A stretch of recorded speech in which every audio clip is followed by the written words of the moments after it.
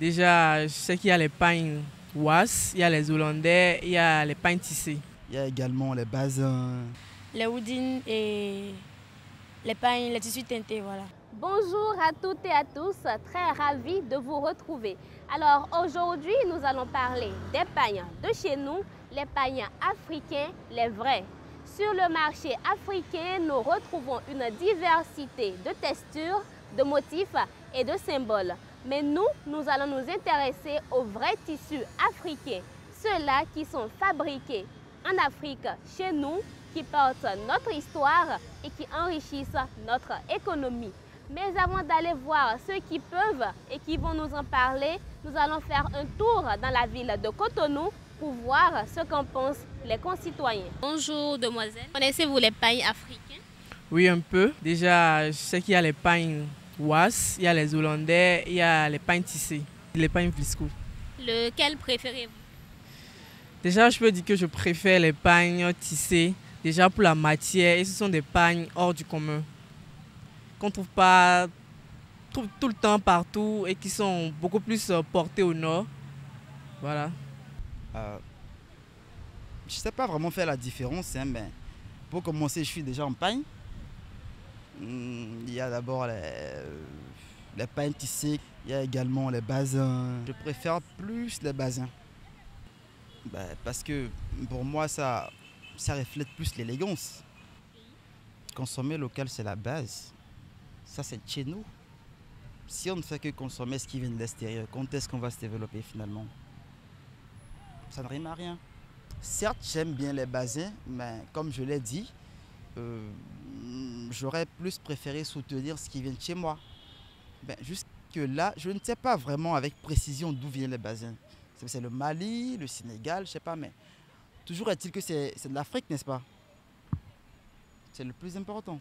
Oui, je connais les pagnes africains comme Vlisco, les pagnes tissées également. Les pagnes tissées.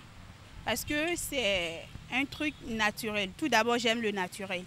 Et quand on parle de naturel, c'est de chez nous. C'est ce que vous allez voir chez vous et par ailleurs. Donc c'est une fierté. C'est cher, vu que c'est le naturel, on doit soutenir notre pays, tout ça. On ne doit pas penser au côté cher. Peu importe le prix. Hein. Il y a les houdines et les pagnes, les tissus teintés, voilà. Ma préférée est le tissu teinté. Je pense que je les aime à cause de leur originalité et tout. Je pense qu'ils font un peu la différence entre les autres pagnes. Je ne peux pas avoir le même motif sur tout le monde parce que le teintage c'est différent des tissus qu'on dessine et tout, voilà.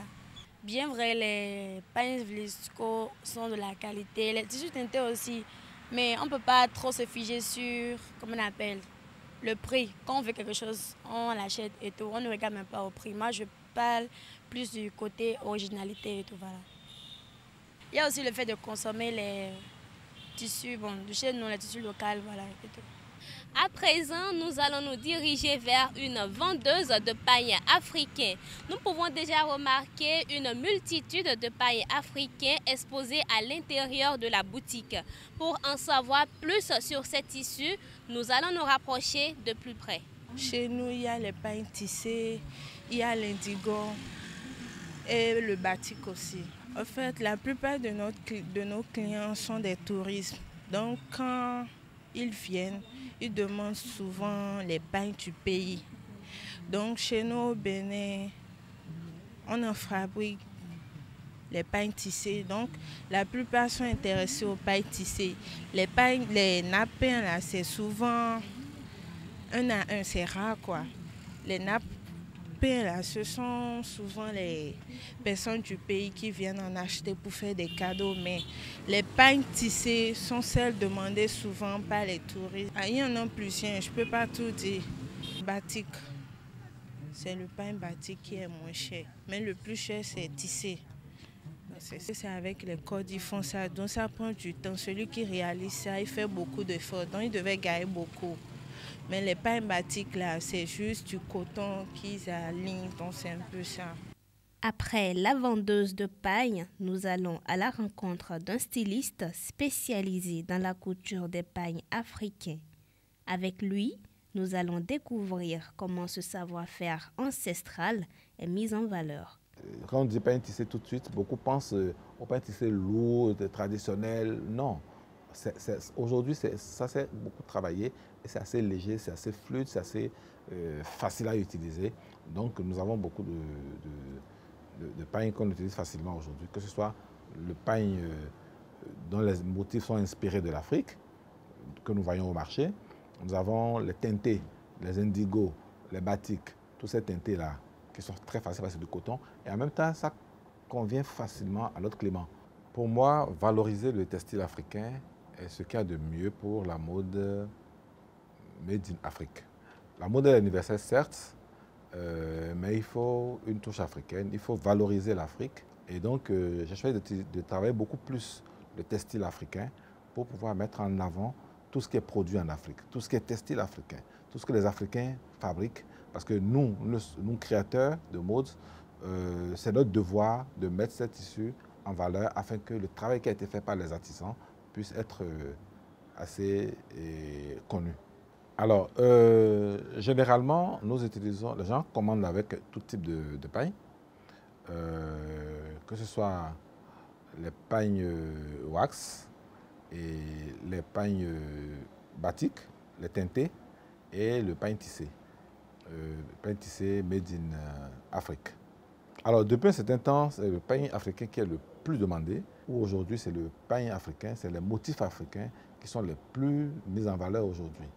Alors donc, je dirais, de jour en jour, ça a pris de l'ampleur et c'est ce qui est le plus porté, malgré que le coût paraît ne pas être assez accessible, mais c'est ce qui est beaucoup plus demandé. Et nous sommes dans un pays, particulièrement le Bénin, un pays producteur du coton, qui est le numéro 1 en Afrique, dans la production du coton. Et donc, il est de notre devoir d'utiliser le tissu africain, le tissé surtout, à la main africain, et aussi le teinté, parce que le teinté est fait à la base de tissus tissés de nos usines qui fabriquent le textile africain, qui fabriquent le textile, les écrins et autres, dont nous faisons la teinte pour pouvoir le transformer en vêtements. Et depuis, en recherchant l'unicité, chaque Africaine, et également l'identité africaine, on se sent obligé, on se sent intéressé de porter le Made in Afrique, le textile africain, pour revendiquer, je vais dire d'abord son africanité, et ensuite pour mettre en avant ce qui n'est pas en Occident, ce qui n'est pas populaire, ce qui n'est pas assez connu. Pourquoi je vais prendre un tissu occidental et faire un tenue que l'Occident peut exporter vers l'Afrique? Or, je peux faire du tissu africain, faire des modèles made in Afrique et l'exporter vers l'Europe pour pouvoir faire entrer des devises. Et en plus, je crée davantage de l'emploi derrière, chez le tisserand, chez le teinturier et chez le tailleur. Donc, il y a la création d'emplois, la création de richesse qui est derrière. C'est surtout ça. On ne peut pas être heureux seul.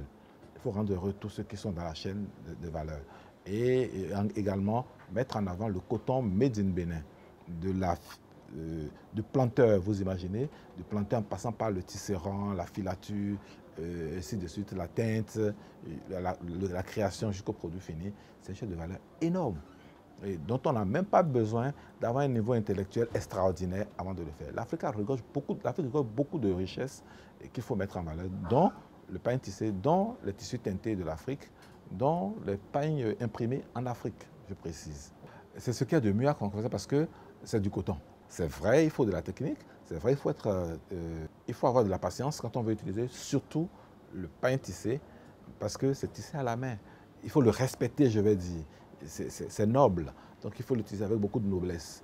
Il faut le faire avec beaucoup de patience pour mettre toute la valeur qu'il faut. Et je demanderais à tous les Africains, et à tous les Béninois en particulier, de consommer du local, de consommer beaucoup le local pour développer le local. Parce que nous voyons des vêtements qui sont venus d'ailleurs, il n'y a rien de plus.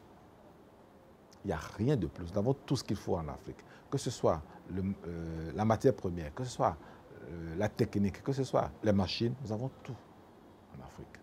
Nous voilà au terme de notre balade. Merci à tout un chacun de l'avoir suivi. Si vous avez aimé ou si vous souhaitez avoir plus de contenu, n'oubliez pas de liker, de vous abonner et de nous laisser votre avis en commentaire.